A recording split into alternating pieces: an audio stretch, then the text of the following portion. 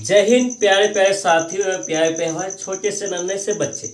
आज जो है जो भी छात्र एवं छात्रा क्लास 12 बोर्ड एग्जाम की तैयारी कर रहे हैं, 2025 की बोर्ड एग्जाम तैयारी कर रहे हैं, वो भी आर्ट से है। चिंता करने की कोई बात नहीं, कोई टेंशन ही नहीं है, क्योंकि आपके YouTube channel arts Prajapati arts coaching पर प्रजापति सर आपको पर डे 7 बजे से रिकॉर्डिंग क्लास ज्योग्राफी का लेके आ रहे हैं। जो कि ज्योग्राफी पढ़ना ही बहुत समस्या की बात है, क्योंकि उसमें एक एक टॉपिक ऐसा टॉपिक आता है जिसे हम लोग पढ़ तो लेते हैं लेकिन समझ पाना बहुत मुश्किल हो जाता है। तो इसलिए हमारा कोशिश यही रहेगी कि जितने भी हमारे आर्ट्स के बच्चे, चाहे बिहार बोर्ड हो, चाहे यूपी बोर्ड हो, चाहे बंगाल बोर्ड हो, कोई सही बोर्ड, एनी बोर्ड, या वो हिंदी माध्यम से पढ़ रहे, हिंदी मीडियम से पढ़ रहे हैं, उनके लिए पैसे की कोई ज़रूरत नहीं है। फ्री ऑफ कॉस्ट हमारे यूट्यूब चैनल पर रिकॉर्डेड क्लास आपको हर रोज शाम 7 बजे से प्रजापति आर्ट्स कोचिंग पर प्राप्त हो रहे हैं। चलिए आज की क्लास में हम लोग बात कर लेते हैं कि क्लास 12 में 2025 आने वाले हैं, जिसमें आपका बोर्ड एग्जाम की तैयारी करवाई जाएगी। क्या भूगोल में कौन कौन सी सिलेबस है, कौन कौन से पाठ्यक्रम है, कौन कौन से बुक से पढ़ना पड़ेगा, क्या बुक है, NCERT का क्या कैटेगरी है, क्या प्रोसेस है, A to Z हम इस वीडियो के माध्यम से आपको यह बात समझाने की कोशिश करेंगे कि किस प्रकार से हम लोग ज्योग्राफी पढ़े कि आसान भाषा में हमें याद भी हो जाए, समझ में भी आ जाए और 2025 बोर्ड एग्जाम का सबसे बेहतरीन रैंक हम लोग कर सकते हैं। तो चलिए क्या है, तो आगे हम लोग बात कर लेते हैं कौन कौन से हम लोग बुक से किताब पढ़ने पड़ेंगे या क्या क्या पाठ्यक्रम होंगे।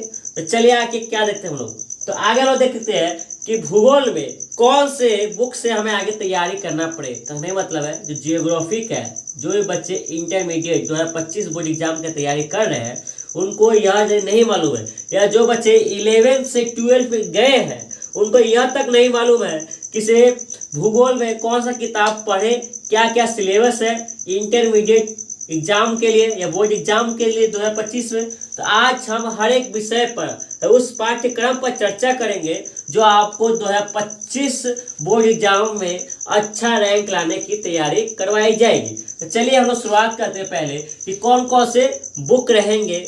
चलिए देखते हैं। यदि हम लोग बुक की बात कर ले तो 2025 बोर्ड एग्जाम के लिए आपका सबसे best book, best of the best book जो है भूगोल के लिए, जिसमें से आप आसानी भाषा तैयारी कर सकते हैं, तो आप हमारे यहाँ बोर्ड पर देख रहे हैं मानव भूगोल के मूल्य सिद्धांत। क्या है? मानव भूगोल के मूल्य सिद्धांत। और यदि हम दूसरा बुक की बात कर लेते हैं, दूसरा बुक आते हैं भारत लोक और अर्थव्यवस्था। क्या आते हैं? भारत लोक और अर्थव्यवस्था।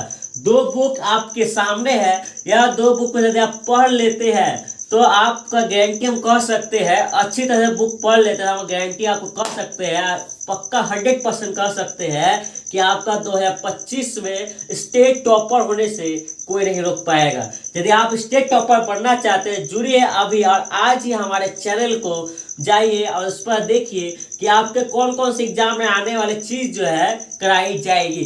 तो चलिए आज हम बात कर लेते हैं पहला बुक की। हम लोग बात करते हैं जो कि मानव भूगोल और मूल्य सिद्धांत है, उसमें कौन कौन से हमें पाठ्यक्रम पढ़ने पड़ेंगे और क्या क्या है। चलिए हम लोग शुरुआत करते हैं, लेट्स गो। चलिए हम लोग देख लेते हैं कौन कौन सा हमारा पाठ्यक्रम या सूची देख लेते हैं। कौन पहला किताब जो पढ़ाए थे मानव भूगोल के मूल्य सिद्धांत क्या क्या है, उसके अंतर्गत कौन कौन सा सिलेबस पढ़े। इसके पहले 12 सिलेबस थे, जिसमें से 2 सिलेबस को हटा दिया गया, अब सिर्फ मात्र 10 ही सिलेबस कर दिया गया है, क्योंकि बच्चे को पढ़ने में आसान हो। देखते हैं कौन कौन से 10 सिलेबस है, सिलेबस बता रहे 10 पार्ट है, टॉपिक है, 10 जो 5 चैप्टर है, 10 चैप्टर, 10 चैप्टर है। 12 चैप्टर है जिसमें से 2 चैप्टर हटा दिया गया है और 10 चैप्टर रख दिया गया है, क्योंकि बच्चे को पढ़ने में आसानी हो। चलिए पहला क्या है, देखिए खंड 1 लिख देखिए, किताब 1 है, 2 किताब पढ़े, आपको 2 किताब से पढ़ना पड़ेगा, जिससे पहला किताब है मानव भूगोल के मूल्य सिद्धांत। जो मानव के भूगोल उसके मूल्य सिद्धांत क्या क्या थे, उसमें क्या क्या सिद्धांत आए, उसमें पहला पढ़ना पड़ेगा आपका चैप्टर 1 मतलब पार्ट 1 पढ़ना पड़ेगा। मानव भूगोल प्राकृतिक एवं विशेष क्षेत्र, उनकी भूगोल में क्या क्या योगदान थी, क्या क्या क्षेत्र थी, कहाँ रहे, कहाँ क्या हुए, सब कुछ A to Z पढ़ेंगे हमारे इस भूगोल में। उसका देखिए विश्व जनसंख्या विवरण, घनत्व और वृद्धि। हमारे आज का सभी को मालूम है, पूरे विश्व में की बात करें तो भारत जो है सबसे 1 नंबर पर चला गया जनसंख्या के हिसाब से। हर चीज में नीचे जा रहा है लेकिन जनसंख्या के हिसाब से वृद्धि कर रहा है। तो यही पढ़ेंगे भूगोल में चैप्टर 2 में कि इसे विश्व में जो है जनसंख्या कैसी बढ़ रही है, इसके घनत्व कैसे बढ़ रहे हैं, इसके विस्तार कैसे हो रहा है, इसे वृद्धि कैसी हो रही, इसे चैप्टर 2 में पढ़ेंगे। चैप्टर 3 में क्या पढ़ेंगे, जनसंख्या संगठन। जनसंख्या जो संगठन है किस प्रकार हो रही है, इसका पीछे क्या क्या कारण है, और जनसंख्या बढ़ने से समस्या क्या हो सकती है, A to Z जो है हम इस टॉपिक में पढ़ेंगे चैप्टर 3 में। चैप्टर 4 में क्या पढ़ेंगे, मानव विकास।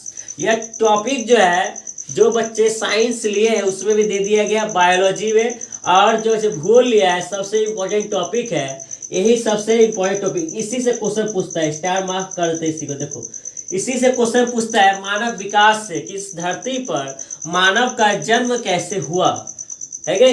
क्योंकि विज्ञान के लिए बहुत आश्चर्यजनित किया क्वेश्चन होता है कि इस धरती पर मानव आए तो कहाँ से है। बहुत सारे वैज्ञानिक अलग अलग तर्क दिए, अलग अलग अनुसार था, अलग अलग मत था, लेकिन रियल फैक्ट जो है वो किसी को नहीं मिला अभी तक।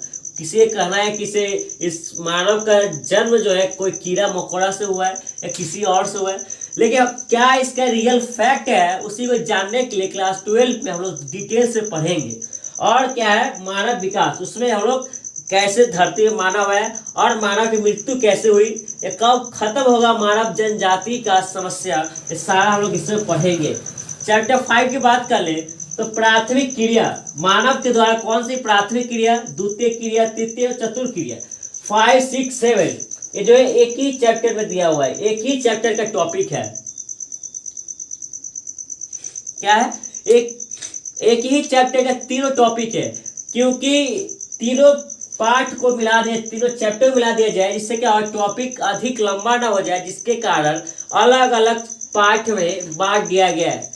क्योंकि यदि भूगोल यदि इतिहास की तरह हो जाए तो बच्चों को बोरिंग लगना शुरू हो जाएगा, लेकिन हमें वैसे नहीं पढ़ना है।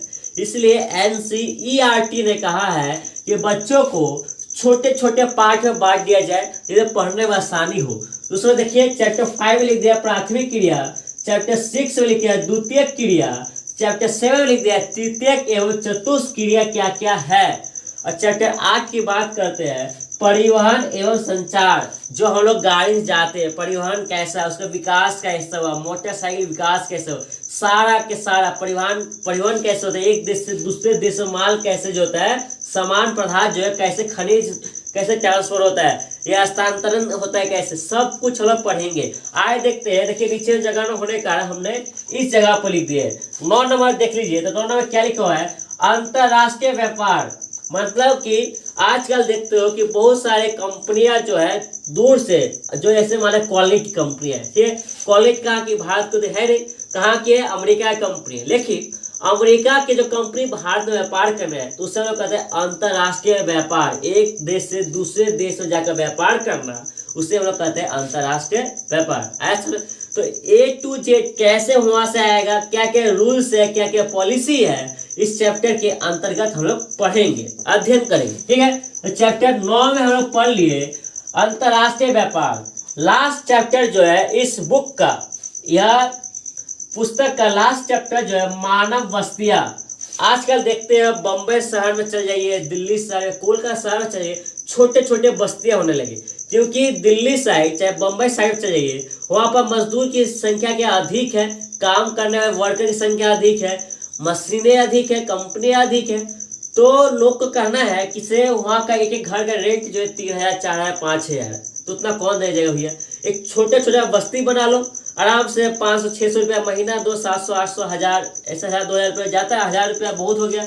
एक छोटा घर है जिसमें एक कमरा के अंदर 5 से 6 लोग आराम से रह सकते हैं, ठीक है। तो उसी तरह मानव की बस्तियां जो छोटी छोटी बस्तियां कैसे काम करते हैं, वहाँ की जीवन कैसी है, जीवन शैली कैसी है, रहन सहन कैसी है, A to Z जो है हम लोग इस चैप्टर के थ्रू देखेंगे।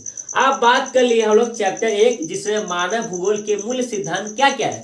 अब हम लोग बात करेंगे चैप्टर बुक 2 की खंड 2 की बात कर लेंगे, जो कि है भारत के लोग और अर्थव्यवस्था। भारत के लोग कैसे, उनकी अर्थव्यवस्था कैसे, A to Z हम देखेंगे। और क्या क्या पाठ्यक्रम है, कौन कौन सा पढ़ना पड़ेगा, सारा हम देखते हैं। तो चलिए हम देखते हैं दूसरा बुक की पाठ्यक्रम पार्ट 2। कहने का मतलब है बुक 2 की बात कर ले, जो कि भारत लोग और अर्थव्यवस्था के ऊपर था। देखिए इसमें भी 14 चैप्टर था।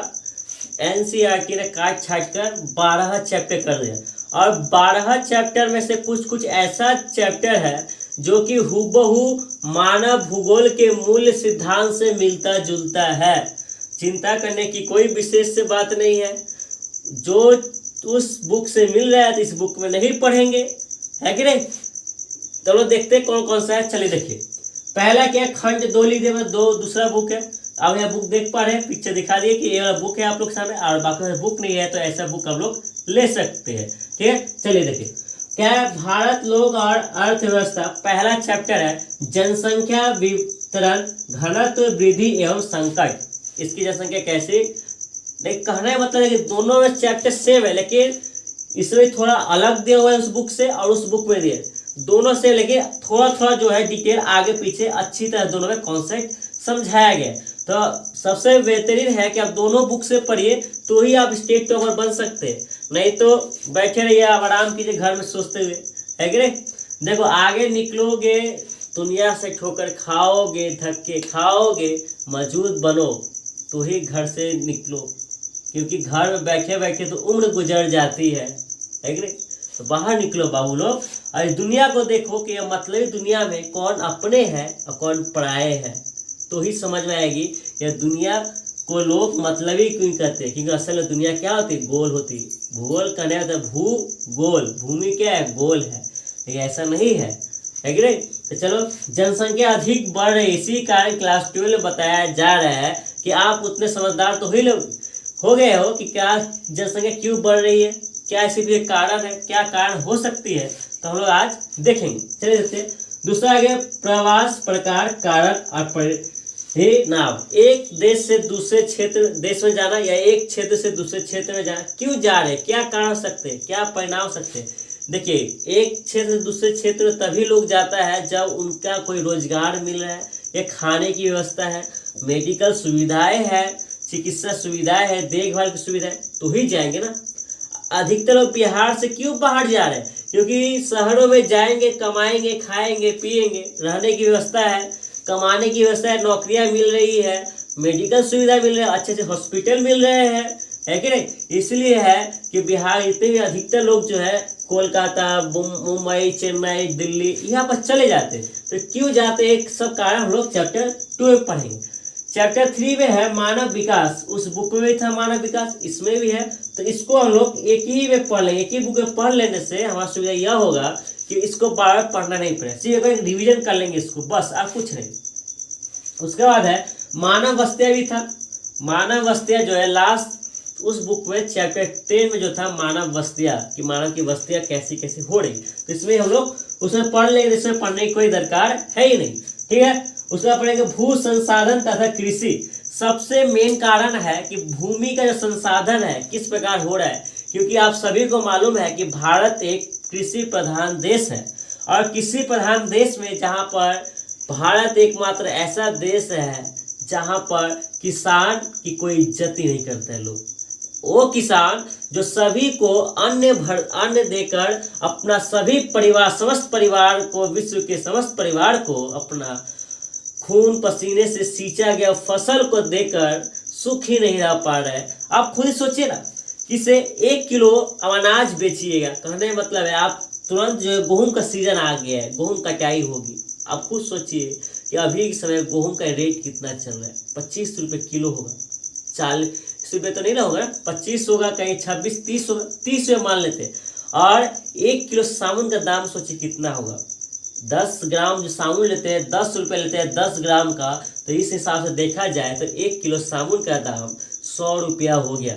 सोचिए वह अन्नदाता, जो लोग किसान कहते हैं अन्नदाता, जो हमें अन्न देता है उसे अन्नदाता कहते हैं, वह किसान जो हम अपने खुद के यूज के लिए 1 किलो साबुन नहीं खरीद पाता है 1 किलो अनाज बेचकर, तो वह देश कैसे जीवित रहेगा, या वो देश किसान कैसे जीवित रहेगा? बताइए आप लोग बहुत समझदार है, पहले के बताइए, है कि नहीं? तो हर समय कहा जय जवान जय किसान। लाल बहादुर शास्त्री ने 1966 की 70-90 के दशक में से कुछ कहा, उन्होंने कहा था कि जय जवान जय किसान, क्योंकि जवान रात को ड्यूटी करते हैं तो ही आप चैन की सांस सो पाते हैं हमारे देश के अंदर, और जवान और जो किसान है वो रात दिन मेहनत करते हैं तो ही आप अपना दिन रात पेट भर पाते हैं। 5 उंगली जब थाली हो जाती है ना, तब याद आती है उस किसान की, लेकिन उसके दुख दर्द हम लोग नहीं समझ पाते हैं। यह हमारा देश का हालत हो चुका है। आप खुद ज़रा समय मिलेगा जब सोच देखिएगा, क्या हमारे किसान भाइयों के साथ क्या अच्छा काम हो रहा है? आजकल आप लोग न्यूज़ में देख रहे हो, किसे बड़े बड़े टीवी में देख रहे, न्यूज़ में देख रहे हो, किसे जवान और किसान दोनों को आमने सामने कर दिया है। तो इसमें कविता याद आएगी कि तुम ही तो कहते थे जय जवान जय किसान, आज देखो दोनों ही आमने सामने खड़ा है। पता नहीं चलता इस भारत देश का कैसे कल्याण होगा, क्योंकि दोनों ही भारत के लिए महान है कि नहीं? चलिए हम लोग टॉपिक को चलते हैं।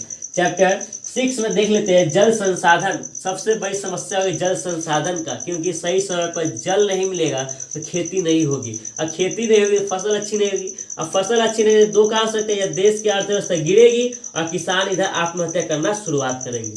क्योंकि फसल जब तक अच्छी नहीं होती है तो किसी का भी मन नहीं करता है कि आप दूसरा अपना पूरा पूंजी लगाकर शुरुआत करें, है कि? चलिए इस बात को ध्यान रखिएगा, और कभी भी अन्न का अपमान मत कीजिएगा, चाहे कितना भी घर में क्रोध क्यों हो जाए, झगड़ा ही क्यों नहीं हो जाए, तो अन्न का जीवन में कभी भी क्रोध मत कीजिएगा। क्योंकि अन्न कहता है आज बेटा तुम्हारा समय है, कल हमारा समय आएगा तो हम तुम्हें बिना तरपाए जो है भूख जो है उस बिना तरपाए बिना मार देंगे तुमको, याद रहे।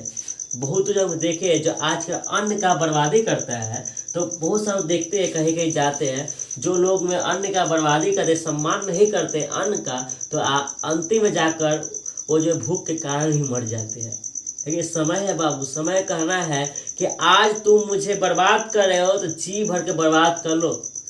यदि मैं कल तुमको बर्बाद करना शुरू कर दूंगा तो सोचने तक मौका नहीं दूंगा कि मैं कौन हूँ और तुम कौन हो, है कि नहीं? समय का सदुपयोग कीजिए, ठीक है। उसके बाद हम लोग देखते हैं खनिज एवं ऊर्जा संसाधन। क्या खनिज एवं ऊर्जा संसाधन सबसे महत्वपूर्ण चीज है, क्योंकि एक स्त्री को सजने संवरने का अत्यधिक शौक होता है, तो सजने संवरने में खनिज मतलब सोना चांदी का सबसे अधिक उपयोग किया जाता है। कोई लड़कियों को देखिए इतना बड़ा झुमका लटकाएगी, झुमका, या कोई कंगन पहनेगी सोना की, चांदी के मंकी चांदी का चम्मच होता है, सोना की थाली चांदी की चम्मच, भोग लगाओ भैया, है ना। किसी को किस्सा तो मिलता नहीं, जिसको मिलता है आराम से खा रहे बैठ के, तुम भी खाओ। चलिए आगे देखते हैं। बहुत ये जो है बहुत इंपॉर्टेंट है हमारे भूगोल के बोर्ड एग्जाम के लिए, बल्कि देखिए चैप्टर आपको क्लास 12 में ऐसे कुछ टॉपिक दिए हुए हैं कि पेपर पास करने के लिए नहीं, आपको उससे सीख लेनी चाहिए कि हमारे दैनिक जीवन में क्या क्या चल रही है, क्या क्या घटना हो रही है। क्लास 12 का जो बोर्ड होता है यही भी डाल देता है। जरूरी नहीं है कि हम लोग पढ़ाई करने मतलब ये नहीं कि अच्छी नौकरी ले लेना या अपना घर बसा लेना, बच्चे को जन्म देना, खाना पे, ये पढ़ाई लिखाई मतलब नहीं है। या कोई पढ़ाई लिखाई कोई बड़ा आदमी नहीं बन गया, एक अनपढ़ भी अपना घर चला लेता है, वो भी बिना खाए बिना सोया हुआ नहीं है। वो भी अनपढ़ जो है बिना खाए पिए नहीं सो भी कुछ कहीं कहीं कमा के लाता तो खा लेता है। अब पढ़ा लिखा है कोई मुकेश अंबानी या अडानी नहीं बन जाता है बाबू, है कि? अब एक पढ़ा लिखा हो, अब एक नौकरी के लिए पढ़ते हो या कुछ करने का, क्योंकि अंबानी बनने के लिए आपको बिजनेस करना पड़ेगा, है कि नहीं। यदि आप लोग निम्न परिवार के हो तो भैया नौकरी कीजिए। नौकरी क्या है, जरिया है, जीवन जीने का एक जरिया है, उससे आप जी सकते हो जीवन। अब कुछ बड़ा करना है तो बिजनेस, फिर आपको बिजनेस में जाना पड़ेगा, तो ही आप मुकेश अंबानी अडानी ऐसे बड़े बड़े महान व्यक्ति बन सकते हो, उसके अलावा नहीं बन सकते हो। चलिए आगे देखते हैं हम लोग अपने टॉपिक पर। आज नंबर है निर्माण उद्योग। आजकल देखते हैं बड़े बड़े जो छोटे उद्योग है वो छोटा ही क्यों बन गया है, क्योंकि आदमी जो सोच है, जो लीडरशिप वो है ही नहीं। आज मान लेते हैं हम किसी को काम सिखा रहे हैं, तो हो सकता है कल आने वाले समय वही हमारे दुकान के सामने अपना दुकान खोल ले, अपना बिजनेस खोल ले। क्यों? क्योंकि हमारे पास भरोसा ही नहीं है। आदमी को सबसे बड़ा ताकत या विश्वास होता है, सबसे बड़ा काम होता है भरोसा दिलाना कि भैया हमसे भरोसा करो, और आदमी भरोसा दिलाए कि हम पर भरोसा करो, हम आपकी कंपनी को नहीं छोड़ के जाएंगे, चाहे कुछ ही हो जाए, चाहे स्वर्ग से नर्क में क्यों नहीं चल जाए, चाहे पाताल लोक में क्यों नहीं चल जाए। ठीक है, तो ये बात हमेशा याद रखिएगा। आगे चले देखते हैं, भारत के संदर्भ में नियोजन और सतोपनिषदीय विकास, भारत के जो जितने संदर्भ हुए, जितने भी उद्योग हुए, उसमें निर्माण कैसे हुए, इस सब टॉपिक को हम लोग पढ़ेंगे। आगे देखते हैं कि देखिए भैया यहाँ पर आप लोग जगह तो थी नहीं, 9 के बाद यहाँ लिख दिए 10 नंबर क्या, परिवहन तथा संचार, ये भी हम लोग उस बुक से पढ़ लेंगे, ये भी क्या पढ़ लेंगे, उसी बुक से पढ़ लेंगे, सेम टॉपिक है तो हम लोग उसी बुक से पढ़ सकते हैं आराम से। उसके बाद क्या है, अंतरराष्ट्रीय व्यापार, हाँ परिवहन और संचार था, नहीं हो तो भी इस बुक में पढ़ लेंगे, कोई बात नहीं। और अंतरराष्ट्रीय व्यापार उस बुक में था ही, आप लोग तुरंत दिखाया है, यदि आप लोग ध्यान से गौर से देखोगे तो याद होगा, और लापरवाही करोगे तो याद नहीं। देखो बच्चा, देखो बेटा, एक बात हमेशा जिंदगी में याद रख लोगे, पढ़ाई में कोई व्यक्ति कमजोर नहीं होता है, बल्कि वो लापरवाही होता है। कोई व्यक्ति हो, चाहे बच्चा हो चाहे बड़ा हो, चाहे देखो जितने भी व्यक्ति जो है जीवन में असफल हुए हैं, तो उनसे जाकर पूछना, वो कभी पढ़ाई में कमजोर नहीं थे, बल्कि एक लापरवाही के कारण कहीं ना कहीं वह मार खा गए या धोखा खा गए। उनके लापरवाही के कारण एक परिवार ने, पूरा परिवार का नाम वो निशान खत्म हो गया, अपना नाम खत्म कर दिया। तो इसलिए कहते हैं कि अभी समय है, अभी पढ़ाई कर लो, उतने आपके सर के ऊपर जिम्मेदारी नहीं है जितना एक लड़की के ऊपर होता है कि नहीं। तो आप लोग पढ़ाई कर लो, समय का सदुपयोग करो, दुरुपयोग मत करो। ठीक है, रील्स देखने से अच्छा है कि प्रजापति सर के आप क्लासेस देख लो, और नॉलेज जो आपका गेन होंगे। ठीक है, चलिए देखते हैं आगे।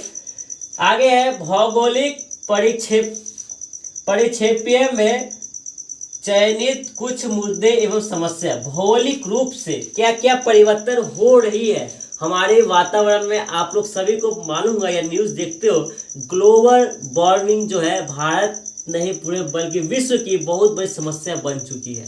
क्योंकि ग्लोबल वार्मिंग जो बर्फ पिघलने से समुद्र का जो पानी का लेवल हाई हो रहा है, जिसके कारण जितने भी शहर है वो सुनामी आने की खतरा है। ठीक है, तो सबसे बड़ी समस्या है, उसी बारे में भौगोलिक रूप से कैसे परिवर्तन हमारा धरती हो रहा है, तो इसी को में सबको हम लोग चैप्टर 12 में अध्ययन करेंगे। कहने के मतलब देखा जाए इस पाठ में तो 4 चैप्टर हम हटा दिए, 1 2 3 4 हटा दिए, तो आपको 8 ही पढ़ना है। बुक 2 में लोग एवं भारत के लोग और अर्थव्यवस्था, आपको मात्र 8 ही चैप्टर पढ़ना है, 8 से 1 चैप्टर ज़्यादा नहीं पढ़ना है क्या, क्योंकि 4 चैप्टर हम लोग उसी में रिवाइज कर रहे हैं, तो इसमें काहे पढ़ेंगे, यदि पढ़ना ही चाहते हैं हम लोग इसमें रिवाइज कर लेंगे। ठीक है, तो आज के लिए हम लोग यहीं तक, मिलते हैं अगले वीडियो में। और पहला जो है कल शाम 7 बजे प्रजापति सर आप लोग के सामने लेके आ जाएंगे पहला चैप्टर, इसका 2 का नहीं लेके आएंगे, चैप्टर 1 का लेके आएंगे, जनसंख्या विवरण और विस्तार, यह वृद्धि कैसी हो रही है, चैप्टर 1 का। आप जुड़ना हमारे साथ मत भूलिए, और हमारे चैनल को देखिए एक बार।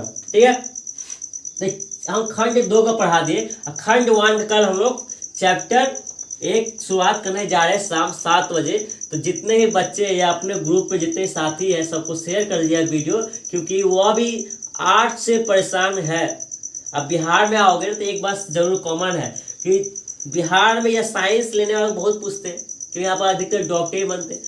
जल्दी गलती से भैया कोई आर्ट्स ले लिया तो पूछो ही मत, तुम किसी को बोल दिए कि हम आर्ट्स लिए हैं तो उनका कहना है कि तुम्हारा सत्यानाश हो गया, तुम्हारी बुद्धि मरी हुई थी कि तुम आर्ट्स ले पढ़ रहे।